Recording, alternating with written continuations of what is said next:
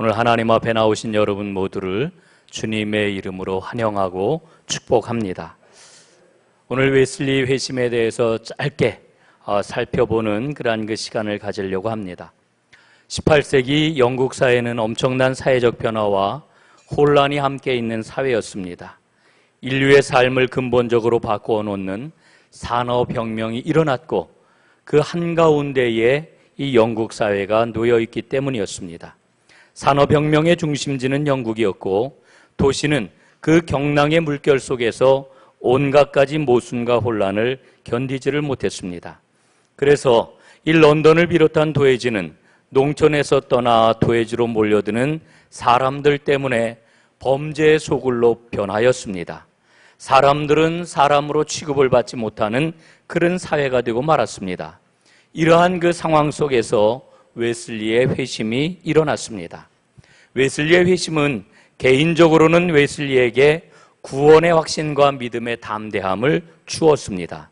그런데 웨슬리의 회심은 개인적인 구원의 확신으로 끝나지 않았고 사회를 변화시키고 이 땅에 하나님의 나라의 모습이 어떻게 임하는지를 보여주었습니다. 흔히 인류의 역사를 바꾼 4대 회심이 있다 이렇게 이야기를 합니다. 바울의 회심과 어거스틴의 회심과 루터의 회심, 그리고 웨슬리의 회심이 바로 그것입니다. 그런데 이 회심들은 모두 다 아름다운 열매를 맺었습니다. 바울의 회심은 초대교회라고 하는 열매를 맺었습니다. 어거스틴의 회심은 기독교의 기초를 이루는 수많은 저작들을 배출을 했습니다. 루터의 회심은 종교개혁을 통하여서 개신교라고 하는 열매를 맺었습니다. 웨슬리의 회심을 보면은 좁게는 감리교회라고 하는 열매를 맺었고 사회적으로는 영국 사회의 구원이라고 하는 열매를 맺었습니다. 그런데 이 두 가지를 합침으로 종교개혁의 완성이라고 하는 놀라운 열매를 맺은 것을 우리는 꼭 기억해야 합니다. 우리 개신교회는 오직 말씀, 오직 믿음, 오직 은혜를 강조합니다. 그러나 잘못하다가는 하나님 앞에서 우리가 매일 구체적으로 어떻게 믿음을 가지고 살아가야 하는지를 놓쳐버릴 수가 있습니다. 특별히 칭의의 교리에만 강조하고 그것만을 붙잡고 있다가는 삶이 없는 허구적인 신앙생활을 할 수 있는 위험이 있습니다. 이를 극복하는 길이 바로 웨슬리에게 있습니다. 그것은 바로 성화라고 이야기를 할 수 있습니다. 웨슬리는 일찍이 믿음으로 행하는 복음이 아니면 온전한 믿음이 될 수가 없다 이렇게 강조를 했습니다. 웨슬리의 생애 한가운데에서 나타났던 그런 그 수많은 설교들을 보면은 이 사실을 깊이 강조하고 있는 것을 봅니다. 이 웨슬리의 설교 가운데서 특히 주목할 만한 두 개의 설교가 있는데요. 하나는 크리스천 퍼펙션이라고 하는 설교이고 또 하나는 almost 크리스천이라고 하는 설교입니다. 그리스도인의 완전 그리고 거의 크리스천이라고 번역이 될 수 있는 그런 그 설교입니다. 그리스도인의 완전은 어떻게 이루어질 수가 있을까요? 실천하는 믿음을 통해서만 이루어질 수가 있습니다. 하나님의 사랑이 가득하도록 자신을 내어놓는 삶을 통해서 이 완전한 그리스도인의 삶이 이루어질 수가 있는 것입니다. 웨슬리는 믿음으로 행하는 복음이 있다고 이야기를 합니다. 그것은 바로 선행이다. 여러분, 선행을 우리가 잘못하면 오해할 수 있는데 웨슬리는 복음의 빛 아래에서, 은혜의 빛 아래에서 선행이 무엇인지를 아주 명쾌하게 정리를 하고 있습니다. 그리고 웨슬리는 이어서 말하기를 우리는 오직 믿음으로만 구원을 받는다. 그런데 그 믿음은 사랑과 선행을 생산하는 믿음이어야만 한다. 이렇게 이야기를 하고 있는 겁니다. 여러분, 오늘 성경 본문을 보십시오. 사랑으로 역사하는 믿음이라고 하는 말이 나옵니다. 다른 그런 그 쉬운 성경 번역본을 찾아보니까 사랑으로 표현되는 믿음이라고 이렇게 번역을 해놓고 있습니다. 이 말의 의미가 무엇이겠습니까? 사랑으로 표현이 되지 않는 믿음은 믿음이 아니라고 하는 것입니다. 여러분, 그 앞에 그 말씀을 보게 되면은 예수 그리스도 안에서 할례나 무할례나 소용이 없는 것이지만 오직 사랑으로 역사하는 믿음뿐이니라 이렇게 말씀을 합니다. 여러분, 할례나 무할례라고 하는 것은 우리의 종교 행위를 가리키는 그런 말씀으로 읽을 수가 있는 것입니다. 여러분, 사랑으로 표현이 되지 않는 믿음은 그저 종교 활동에 불과한 것입니다. 오늘 우리의 믿음을 다시 한번 돌아봅니다. 우리의 믿음이 사랑으로 표현이 되는 그런 살아있는 믿음인지를 다시 한번 돌아보게 되는 거지요. 웨슬리의 회심이 영국 사회를 변화시킬 수 있었던 원동력은 사랑으로 표현되는 살아있는 믿음 때문이었습니다. 성화의 믿음 때문이었습니다. 웨슬리 회심 이후에 감리교회가 들어가는 곳마다 놀라운 생명의 역사가 일어났습니다. 사회를 변화시키는 진정한 복음의 역사가 일어났습니다. 이것은 바로 사랑으로 표현되는 살아있는 믿음 때문이었습니다. 여러분, 우리 한국 기독교의 역사도 마찬가지입니다. 한국 감리교회가 들어온 다음에 웨슬리의 뒤를 따라서 사랑으로 역사하는 믿음 때문에 오늘 감리교회는 이렇게 성장을 했습니다. 웨슬리 회심 278주년을 맞으면서 우리 전동교회 공동체가 사랑으로 표현되는 이 믿음을 온전히 회복하여 하나님께 영광을 돌리고 우리 모두에게 서로 힘을 주고 그리고 하나님께서 기뻐하시는 아름다운 교회요 아름다운 믿음으로 거듭나는 큰 은총이 있기를 주님의 이름으로 축복합니다. 기도하겠습니다. 하나님 고맙습니다. 오늘 웨슬리 회심 주일을 맞게 하시고 사랑으로 역사하는 웨슬리의 믿음을 우리 모두 다 이어받을 수 있는 은총을 주시니 감사합니다.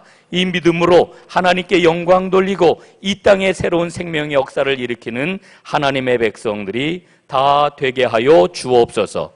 예수님 이름으로 기도드리옵나이다. 아멘.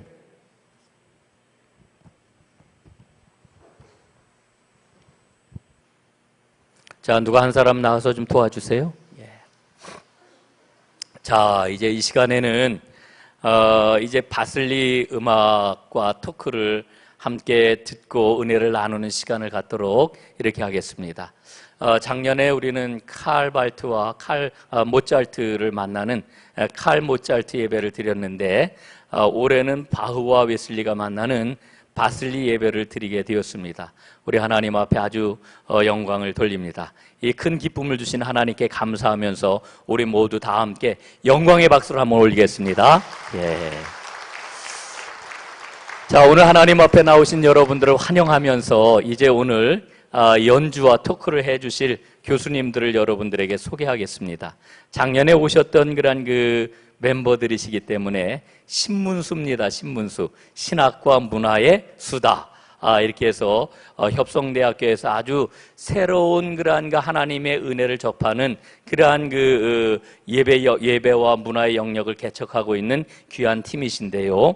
여러분들에게 한 분 한 분 소개를 하도록 하겠습니다. 제일 먼저 소개를 해드릴 분은 협성대학교에서 조직신학을 가르치고 계시는 이찬석 교수님, 이찬석 박사님을 여러분들에게 소개하겠습니다. 큰 박수로 환영해 주시길 바랍니다. 예. 위로 올라와 주시기 바랍니다.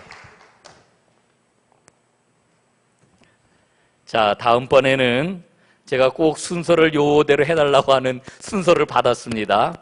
다음에는 이지영 교수님, 우리 협성대학교에서 관현악가의 플룻을 지금 가르치고 계시죠. 활발히 연주 활동을 하고 계십니다.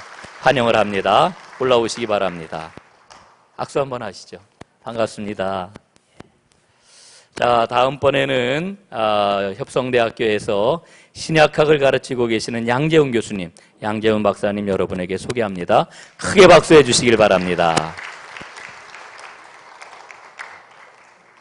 자, 그리고 이활 교수님을 여러분에게 소개하겠는데 그냥 옆에서 연주하시는 줄 알았더니 가운데로 나오시네요. 여러분, 이분은요 잠깐만 좀 얘기를 안 할 수가 없어요. 이름이 활입니다. 활. 예? 그런데 평생 활을 켜는 사람이 되었어요. 그러니까 아주 천부적으로 태어날 때부터 이 바이올린을 위해서 태어나신 분 같아요. 이활 교수님 여러분에게 소개를 합니다. 자, 이제 먼저 이활 교수님의 연주부터 듣도록 하겠습니다.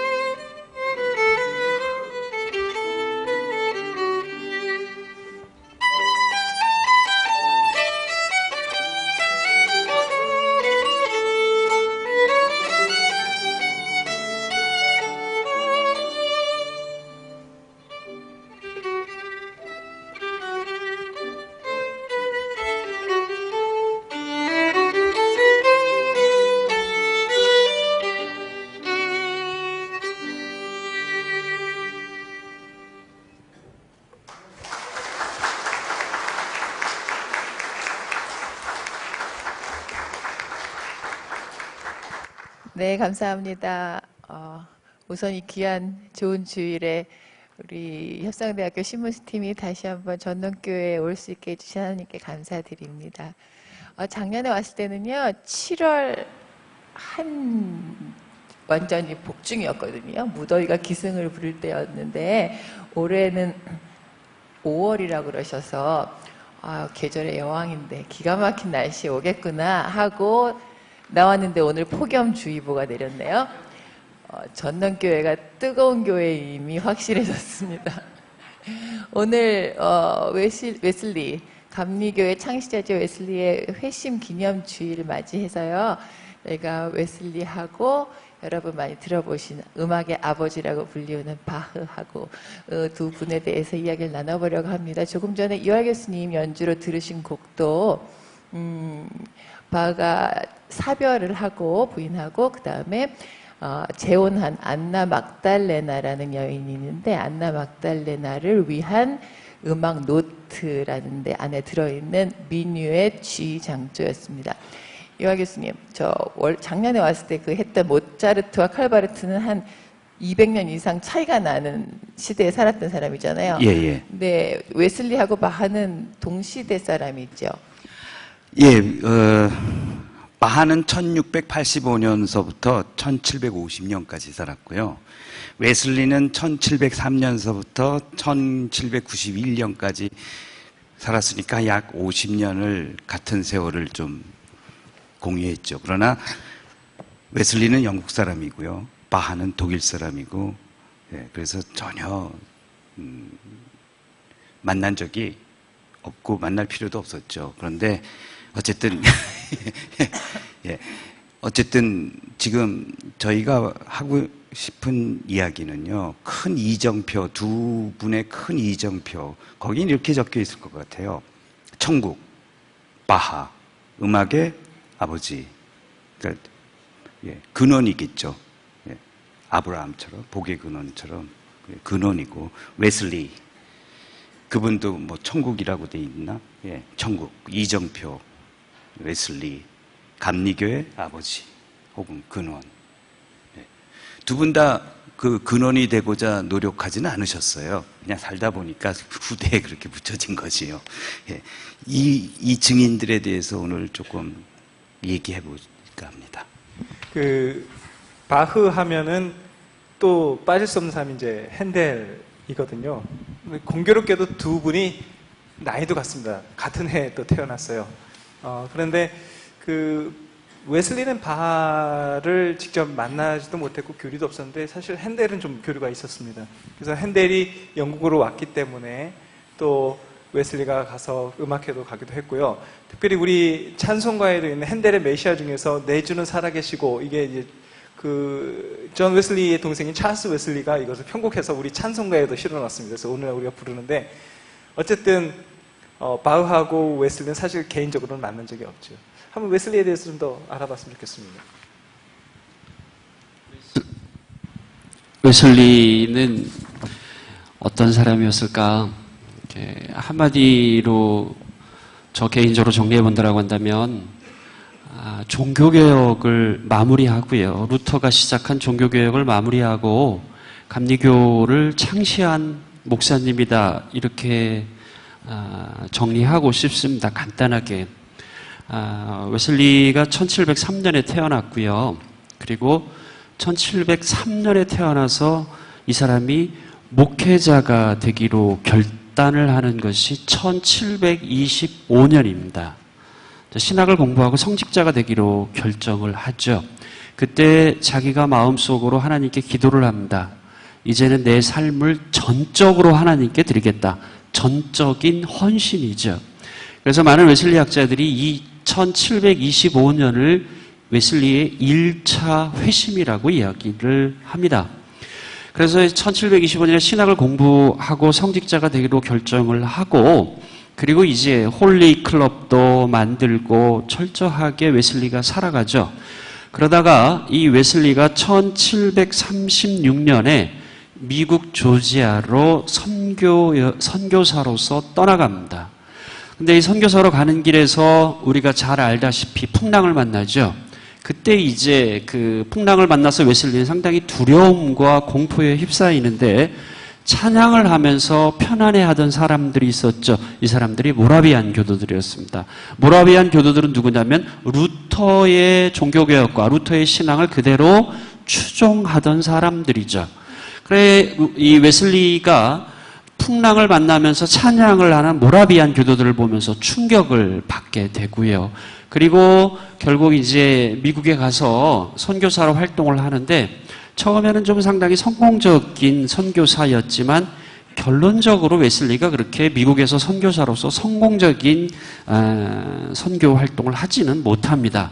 그래서 결론적으로 웨슬리는 미국에서 선교사의 삶은 실패였다라고 볼 수 있을 것 같고요. 그래서 이 웨슬리가 1738년에 다시 영국으로 돌아갑니다.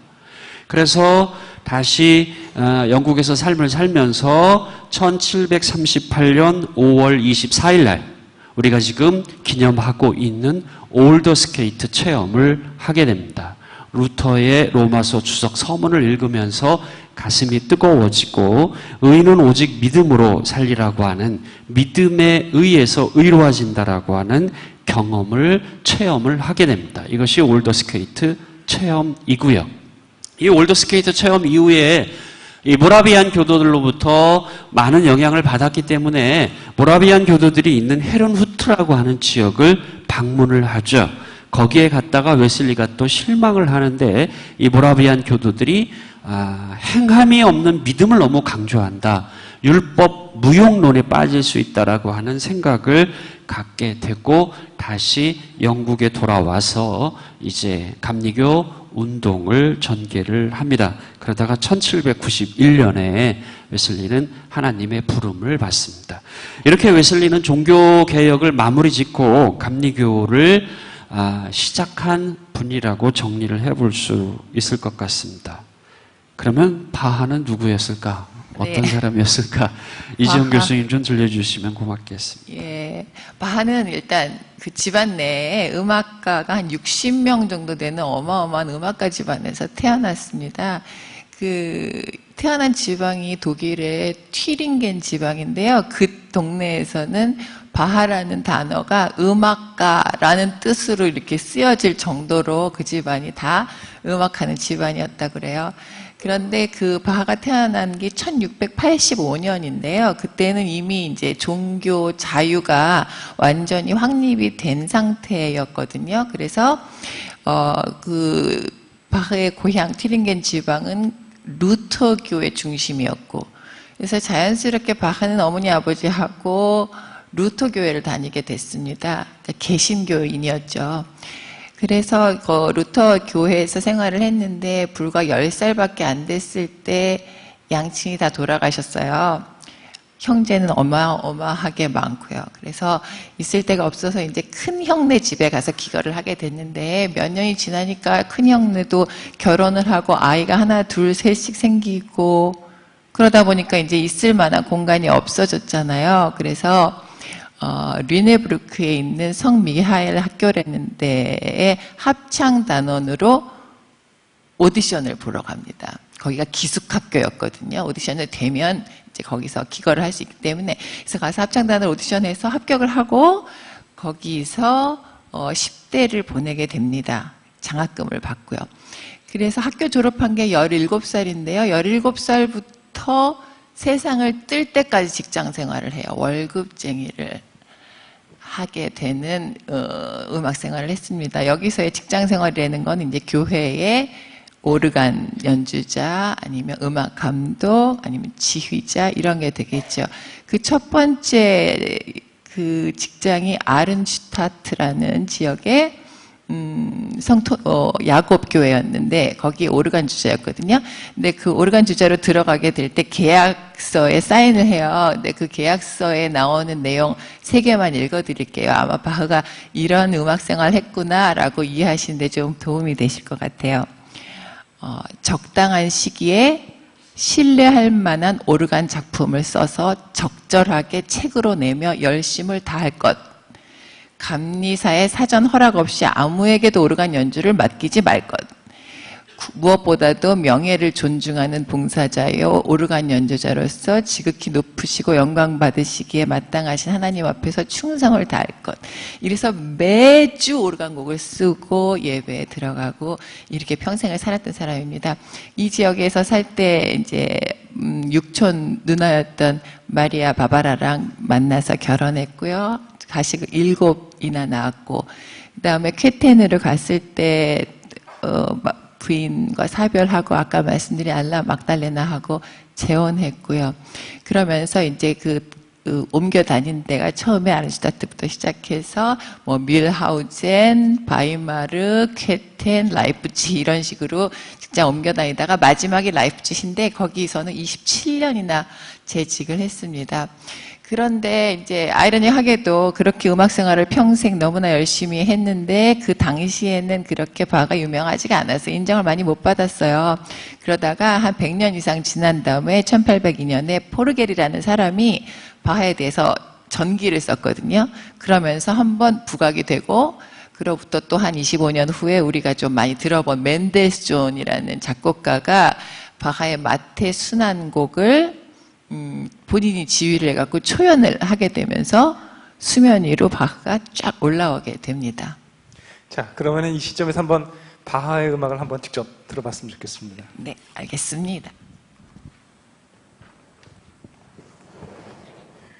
연주하실 곡이 시칠리아노입니다. 플루트와 합시코드를 위한 소나타인데요. 시칠리아노가 밴 노래죠? 예, 듣겠습니다.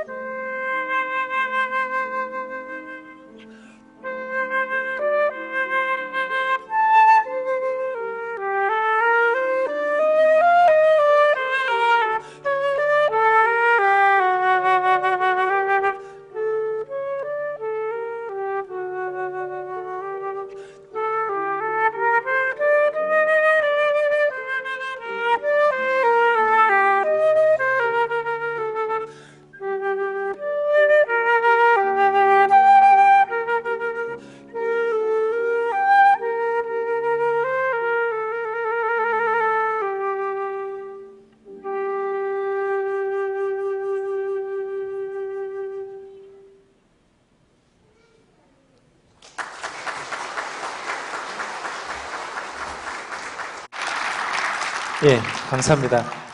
참 평온한 노래이죠. 차분하고 아주 여유가 넘치는 그런 노래였는데 과연 바흐의 삶이 실제로 그랬는지는 모르겠습니다. 우리가 조금 전에 웨슬리의 삶을 잠깐 살펴봤었는데요. 오늘 우리가 웨슬리의 회심주일을 맞이하고 있습니다. 웨슬리가 어떻게 하다가 회심을 하게 됐을까라는 것을 생각해 볼 때 그 앞에 그 날, 1738년에 5월에 있었던 그 날 이전에 그의 삶이 어떠했었는지 생각해 보면 좀 느낌이 올 텐데요. 조금 전에 이찬석 교수님 말씀하신 대로 미국 아메리카 대륙에 가서 철저하게 부서지고 깨지고 자기의 어떤 무능력함, 한계 이런 것들을 많이 체험한 상태였던 것 같습니다. 그래서 그의 저널을 보면은 5월 24일 그 회신날 기록을 남겨놓고 있는데 분위기가 굉장히 암울합니다. 그러니까 굉장히 처진 모습으로 런던의 한 뒷골목 거리를 걷고 있었던, 과연 미국으로 떠날 때는 막 꿈에 부풀어서 뜨거운 열심을 가지고 소위 말하는 성령 충만해서 갔었을 텐데 결국 그는 완전히 무너져 가지고 다시 바닥까지 내려오는데, 아마 이것이 그로 하여금 하나님의 은총을 새삼 깨달을 수 있게 도와준 그 회심의 배경이 아니었나라는 생각이 듭니다. 사실 그 웨슬리가 그 표준설교에서 이런 얘기를 하죠. 우리 기독교 신앙에 있어서 가장 첫걸음으로 얘기하는 것이 겸손을 얘기하거든요. 그게 뭐냐면 심령의 가난함이라고 얘기하는데, 나 혼자의 힘으로 무엇인가를 해낼 수 있다는 것이 아니라 철저하게 내가 무엇을 할 수 있는 것이 하나도 없다라는 것. 그래서 결국 그렇게 볼 때 내가 하나님의 은총과 하나님의 도우심만을 바랄 수 없다라는 그것을 느끼는 것이 이 회심의 신앙생활의 첫걸음이라고 얘기하는데, 아마 이 회심이 이 철저한 자기 무능력의 깨달음, 거기서 비롯된 것이 아닌가 싶어요. 혹시 바하도 그런 체험이 있었는지 모르겠습니다. 예. 바하도 역시 그 음악가 집안에서는 태어났지만 남다른 점이 있었죠. 그 수많은 음악가들이 많이 있었겠죠. 그 당시에도요. 그런데 바하가 9살 때에 어머니를 잃어요. 그 다음에 10살 때는 아버지가 이제 돌아가고, 그리고 이제 가족이 다 해체가 돼요. 그래서 자기 형한테, 이제 다른 도시의 형한테 더부살이를 하면서 사는데, 아마 추정하기에는 그때, 즉 10살서부터 한 15살 정도까지를 거기에서 이렇게 무상급식 하면서 길거리에서 이제 노래 부르고 그러면서 이제 돈을 받는 것으로 이렇게 사는데, 그때 아마 형한테, 형도 역시 훌륭한 올가니스트였는데 맏형이 그때 건반악기의 기초를 배웠다고 추측이 돼요. 그리고 거기 특이한 한 가지 사항이, 그때 이제 악보라고 하는 것은 지금처럼 이렇게 복사하고 인쇄물이 아니고 손으로 다 그려서 굉장히 귀한 자료였는데, 아주 훌륭한 자료를 형이 안 보여줘요, 동생한테. 그거를 6개월간 꾀를 내서 밤마다 달빛 안에서 복사를 그걸 다 사보했는데 그것이 들켜요. 그래갖고 무정하게 다시 형이 그걸 다 가져가요. 그 다음에 이제 형이 결혼하고 애가 나니까 거기 못 있어갖고 다른 도시에 가서 성 미카엘 교회에 소속돼 있는 미카엘 학교라고 하는 데에서 무상급식생으로, 그러니까 돈이 없으니까요. 이러면서 이제 거기서 공부를 하는데, 이제 처음으로 제대로 된 이제 음악 교육을 받으면서 함부르크에 한 50km 되는 거리를, 그러니까 제가 지금 저희 집에서 학교까지가 한 48km 정도 되는데, 그 거리를 차가 아닌 마차도 아닌 걸어서 레슨 받으러 왔다 갔다 다녀요. 그런 남다른 열정, 어떤 책임감, 이런 것들이 갖고 있었던 것 같아요. 네, 그 시절, 어려웠던 시절이죠. 맨날 배고프고. 그랬던 시절에 일화가 하나 있어가지고 제가 끼어들었습니다. 류넨부르크 시절이니까 10대에 아주 힘들 당시인데, 지금 이화 교수님 말씀하신 대로 50km 되는데 걸어서 레슨을 받으러 다녔거든요. 근데 린넨부르크에서 이제 함부르크 갔다가 레슨 받고 다시 집으로 걸어오는 길에 너무너무 배도 고프고 돈도 없고 힘도 없고 기운 없고 이런데 어디서 너무너무 맛있는 냄새가 모락모락 나는 거예요. 그러니까 그쪽으로 몸이 갔을 거 아니에요. 그래서 그 냄새를 맡으면서 갔더니 거기가 어떤 여인숙, 길에 있는 여인숙길에서 그 냄새가 나고 있었는데 그 안쪽에서 어떤 사람이 청어 대가리 2개를 이 바깥으로 담 너머로 바한테 던져줬어요. 여기서 대가리는 생선의 머리를 뜻하는 표준어입니다. 바른 말입니다. 생선 머리, 대가리 2개를 던져줬어요. 그래갖고 이게 땅에 떨어져 있는데 바하가 그거를 집어서 먹었을까요? 안 먹었을까요? 그냥 바로 집었거든요. 그래서 집어서 먹으려고 봤더니 그 안에 금화가 하나씩 들어있었다는 거예요. 그래서 바하가 그 힘든 시절에 배불리 먹었다는, 그러니까 본인이 누군지도 알지도 못하는 사람, 끝까지 얼굴도 모르는 사람이 베풀어준 사랑에 이 바하가 그 힘든 시절에 행복을 얻고 감사했다는 에피소드가 있습니다. 예, 이지영 교수님 바하의 청어 대가리 사건을 말씀해 주셨는데, 이 청어 대가리 사건을 통해서 바하의 어려웠던 삶, 버거웠던 삶, 그리고 또 그 바하의 어려웠던 삶 속에 하나님의 은총, 하나님의 인도하심을 우리가 경험할 수 있을 것 같고요. 웨슬리도 마찬가지입니다. 저 미국에 그 선교사로 가면서 모라비안 교도들은 풍랑을 만났을 때 찬양을 하는데 자기 안에는 절망이 있고요. 그리고 미국에서 선교 활동을 하면서 버거운 자신의 삶, 사랑에도 실패하잖아요. 자기가 좋아하는 여인이 있었는데 결국은 다른 남자와 결혼하는 그 시련에 쓰디쓴 경험도 하게 되고, 어쨌든 여러 가지 아픈 마음, 고된 마음, 힘든 마음을 안고 웨슬리가 귀국을 했고, 그리고 그러한 마음의 상태 속에서 웨슬리는 올더스케이트 체험을 하게 된 것 같습니다. 그래서 바하와 웨슬리를 보면서 공통적으로 우리가 느낄 수 있는 것은, 우리는 살아가면서 삶의 힘겨운, 버거운 모습들을 한계 체험을 하게 되는데, 이 한계 체험이 곧 종교 체험으로, 하나님의 은총의 체험으로 이어져 간다라고 볼 수 있을 것 같습니다.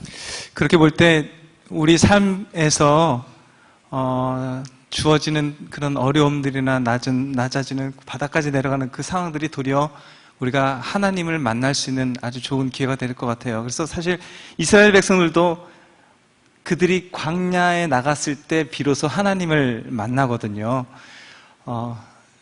우리가 칭의의 은총을 깨달기 위해서는 어쩌면 우리가 가장 낮아지는 마음이 필요하지 않나라는 생각이 듭니다. 한번 이 시점에서 한번 바흐의 노래를 한번 들어봤으면 좋겠습니다.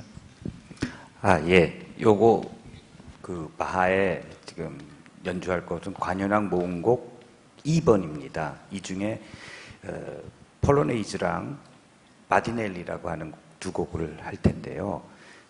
바하가 총 4곡의 관현악 모음곡을 작곡했는데요. 그 중에서 가장 유명하고 가장 인기 있는 곡이 2번 B단조입니다. 그 폴로네이즈는요, 두 부분으로 돼 있는데, 이게 5번의 폴로네이즈는 두 부분으로 돼 있는데요. 앞에 것을, 앞에 주제를 두 번째가 변주하는 식의 그걸 드블레라고 그러는데요. 그렇고요. 폴로네이즈라고 하는 거는 왕족에서 쓰던 궁에서 쓰던 아주 춤곡이었어요. 그러니까 당연히 우아하고 품이 있고 장엄한 그런 춤곡이고요. 바디넬리는 바디느라고 하는 그 춤곡은 아니고요. 바디넬리는 바디느라고 하는 게 유희, 농담 이런 뜻이래요. 그래서 이것은 거기 어원으로 내려와서 굉장히 유쾌하고 장난기 어린 그런 곡인데, 바하가 이런 마지막에 이런 좀 장난스러운 이런 거를 많이 써요. 그러니까 바하의 그 순수한 영혼을 좀 볼 수 있는 것 같고요. 예.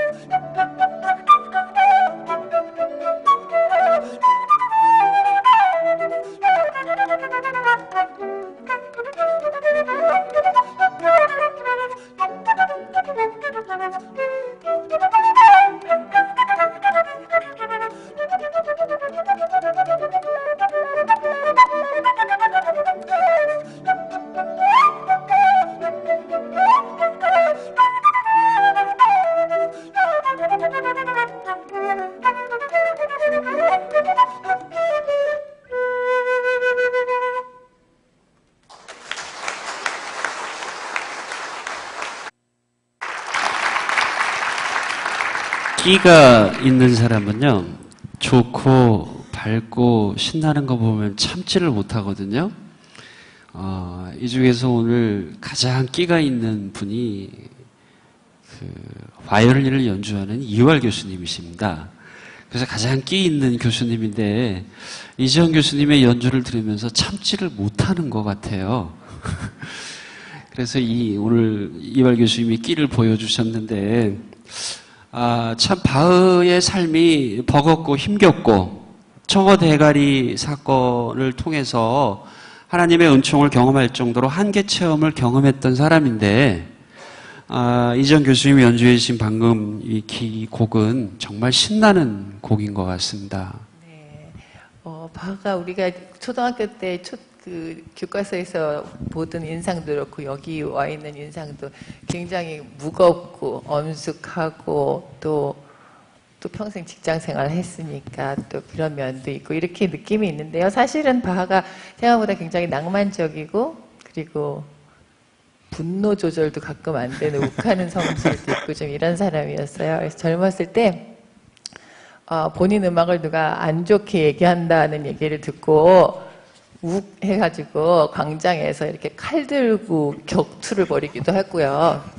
예, 이미지가 좀 다르잖아요. 그리고 그 부인 안나 막달레나한테 선물을 줬다는 얘기는 되게 유명한데 이 선물이 우리가 보통 이렇게 세속적인 여자들 생각으로 뭐 비싼 옷, 뭐 소나에 반짝거리는 거 이런 게 아니고 홍방울 새하고 그 다음에 카네이션 6송이를 줬다 그래요, 부인한테. 그리고 그 카네이션 6송이를 자기 자식 돌보듯이 그렇게 정성껏 돌봤다는 얘기가 있거든요. 이런 면을 좀 들어보면 바가 친근하게 느껴지지 않을까요?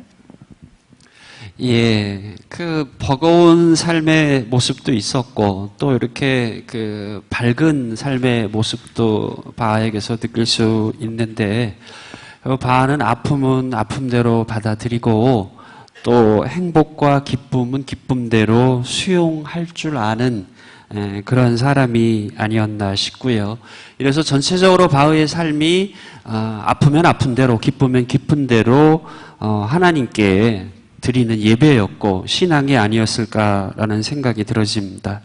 역시 웨슬리도 자신의 삶을 순간순간 하나님께 드리려고 그러면서 구원을 완성해가고 그리스도인의 완전을 향해서 달려갔던 그런 삶이 웨슬리의 삶이었습니다. 그래서 웨슬리와 바흐의 이 공통적인 모습들을 보면서 우리는 사도 바울의 고백을 떠올릴 수 있을 것 같습니다. 내가 어떠한 처지에 처하든지 간에 가난에 처하든 부에 처하든 자족하는 일체의 삶의 비결을 배웠다라고 하는 사도 바울의 고백. 그래서 내게 능력 주시는 자 안에서 내가 모든 것을 할 수 있다라고 하는 이러한 사도 바울의 고백을 우리가 되새김질해 볼 수 있을 것 같습니다. 저는 바흐의 모습을 보면서 참 훌륭한 신앙인이라는 생각이 들어요. 왜냐하면 우리가 바흐하면 굉장히 유명하고 되게 존경받고 높은 분 같지만 사실 그의 삶은 굉장히 아픔이 많았던 것 같아요. 9살, 6살 때 고아되고 여기저기 길거리에서 아르바이트하면서 생계를 유지하고 살고 생선 대가리 누가 던진 거 쓰레기 주워서 먹어야 돼서만 했고 또 자식을 또 그렇게 많이 낳았는데 13인가요? 13 중에서 9이죠. 9을 자기 손으로 묻어주었습니다. 자기 자식을 그렇게 죽어버렸어요. 하루는 출장을 갔다 왔는데 주위에 보니까요. 애들 5, 6, 9, 10살짜리인가요? 10살, 11살짜리 네 아들만 눈만 껌뻑껌뻑하고 엄마는 죽고 없어요. 너무나도 기가 막힌 상황이었죠. 그러니까 바흐는 이러한 어려움들을 참 아픔들을 많이 겪었는데도 불구하고 또 그 가운데서도 아까 홍방울새 이런 것처럼 또 그 가운데서도 또 행복 또 하나님이 주신 것들을 또 감사하게 또 받아들이는 참 성숙한 신앙인의 모습을 보였던 것 같습니다. 한번 그런 음악을 한번 그런 것을 잘 느끼게 도와주는 음악을 한번 들어보고자 하는데요. 여러분 잘 아시는 겁니다. 칸타타 나오는 건데 예수 meine Freude라고 하는 예수는 나의 기쁨이라는 곡입니다.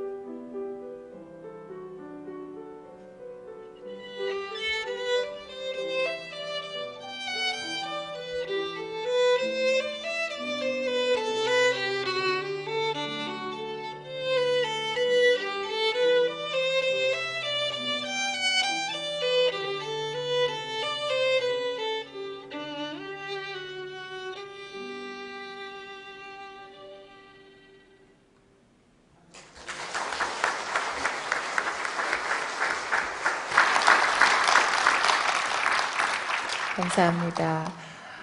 바하가 음악의 아버지라고 불리는 이유는 그 바로크 음악이라는 시대를 바로크 음악을 완성하고 이런 업적을 음악계에서 높이 이제 인정을 받아서 그렇게 불리는 거거든요. 바하하고 이 웨슬리 이 두 사람을 보면 하나의 시대의 흐름을 완성을 하고요.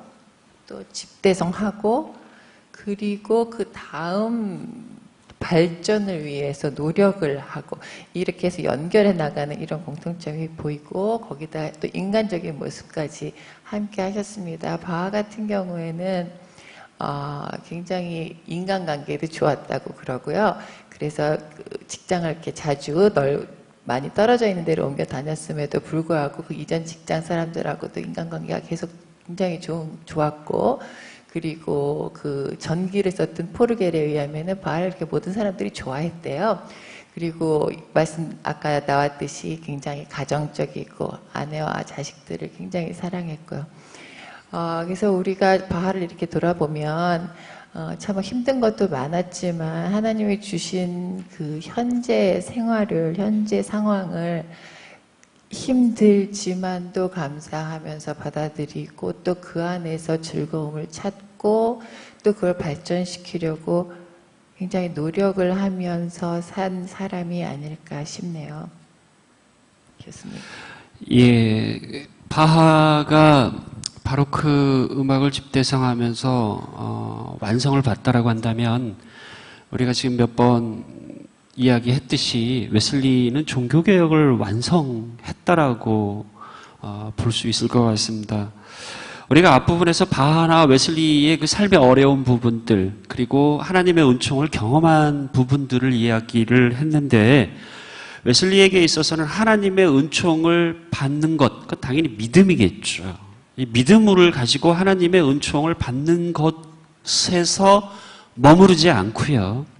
웨슬리는 엄격하게 하나님으로부터 은총을 받았으면 우리가 그것에 대해서 응답하는 삶을 살아야 된다라고 하는 부분을 지극히 강조했습니다. 그것이 오늘 이광섭 목사님께서 설교해 주신 갈라디아서 5장 6절에 사랑으로 역사하는 믿음이죠. 웨슬리에게 있어서 구원의 종착점은 그리스도인의 완전입니다. 근데 그리스도인의 완전이 무엇냐라고 웨슬리에게 물었을 때 웨슬리가 여러 가지로 답변을 했지만 그 중에 한마디가 그리스도인의 완전은 사랑으로 역사하는 믿음이라고 말을 했습니다. 루터가 종교개혁을 일으켰습니다. 그러나 루터는 강조했던 게 믿음이었습니다. 그러나 웨슬리는 믿음에서 끝나면 안 되고 믿음이 사랑으로 역사해야 된다라는 거였습니다. 사랑으로 역사한다라고 하는 것 달리 말하면 성화입니다.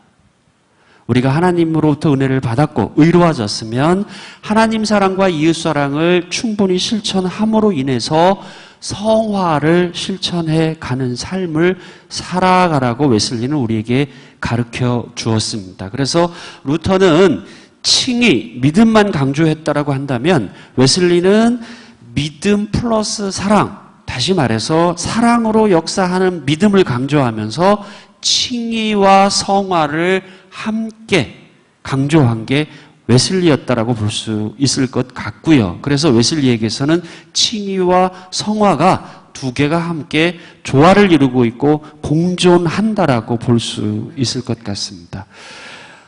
바흐에게 이런 그 두 가지 면이 공존하는 면은 없을까? 예, 바하도 역시 똑같이 바하 이전의 모든 음악들을요, 이 두 가지 마찬가지죠. 하나의 다 무의식적인 계산과 또한 흘러나온 아까 바하의 그런 멜로디 같은 경우는요, 그냥 옛날부터 있었던 혹은 내 안에 존재했던 그런 간단한 멜로디. 물론 지금은 사성불이 이렇게 바하가 작곡됐지만 처음에는 그냥 단선율적인 이런 것들을 12세기 음악이라든지요, 이렇게 구전으로 내려오는 것들을 다 집대성해서 자기의 그런 음악 안에 집어넣고요. 그 다음에 이런 작업들을 쭉 한 것처럼 저도 웨슬리는 이때까지 왔던 모든 캐톨릭과 개신교와 이 모든 것을 다 집대성에서 결국 사랑이라고 하는 것으로 한 것처럼 바하도 예, 그 전에 바하 이전의 음악을 예, 이후의 음악이야 바하가 안 했겠죠. 이전의 음악들을 다 모아서 그것을 근원적인 것이 됐다고 하는 것은 결국은 정리가 되고, 그래서 지금도 음악한다 그러면은 클래식뿐만 아니라 모든 음악하는 사람들은 바하를 쳐다볼 수밖에 없었고 그 기본적 개념 안에서 벗어날 수 있는 것이 아니죠. 삶이랑 똑같은 것 같아요. 우리 예. 칭의와 성화 이 두 날개를 같이 보여주는 음악을 한번 들어봤으면 좋겠는데요. 이게 원래는 바이올린하고 오보가 하는 노래죠. 이 두 악기가 함께 어떻게 어우러지는지 우리 한번 들어보겠습니다. 바이올린과 오보를 위한 콘체르토입니다.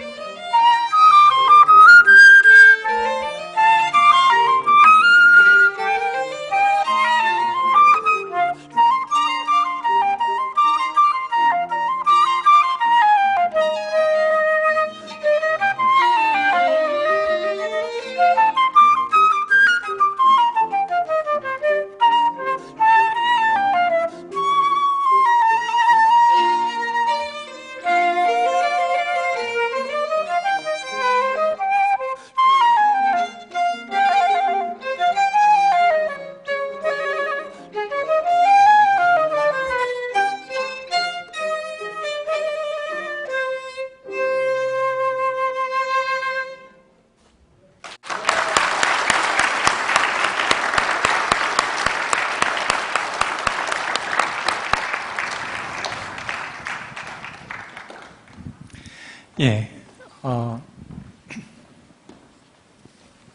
방금 들으셨던 곡은 바이올린과 오보라고 하는 두 악기 함께 둘이서 어울려지는 곡인데요.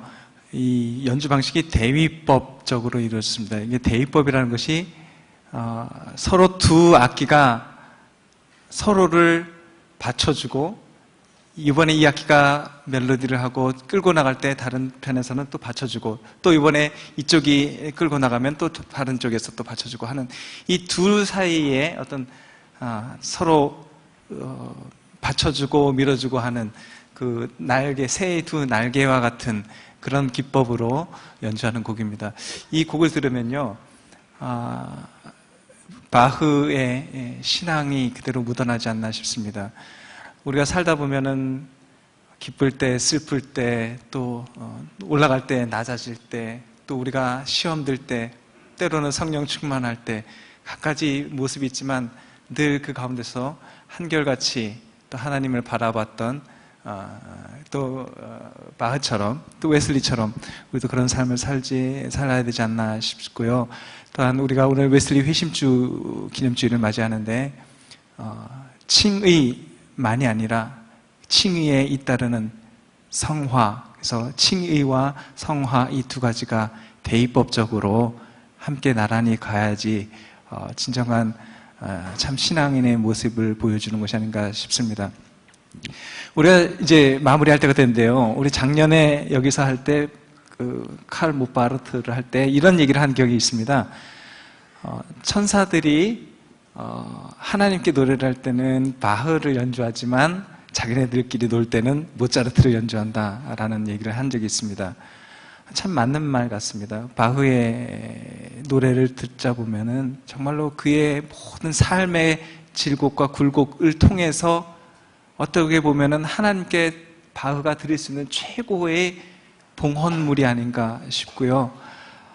바라건대 우리의 삶도 이렇게 늘 하나님께 드려지는 귀한 봉헌물이 되었으면 좋겠습니다.